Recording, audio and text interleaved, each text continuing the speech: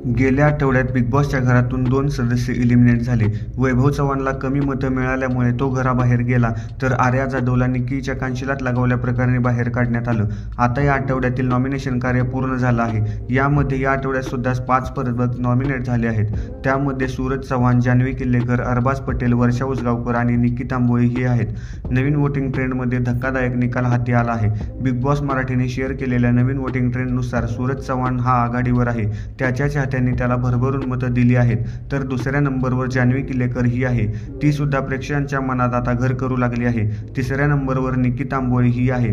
तर बॉटम 2 मध्ये वर्षा उसगावकर आणि अरबाज पटेल हे सदस्य आहेत. गेल्या 2 आठवड्यातील खेळ बघता प्रेक्षकांनी अरबाज आणि निक्कीची जोडी फारशी आवडत नसल्याचं चित्र दिसत आहे आणि वोटिंग ट्रेंडमध्ये सुद्धा अरबाजला खूप मतं मिळाली नाहीत. त्यामुळे प्रेक्षक आता कुणाला बाहेर काढणार, निक्की अरबाजची जोडी फुटणार का, हे पाहणं महत्त्वाचं ठरणार आहे. धन्यवाद.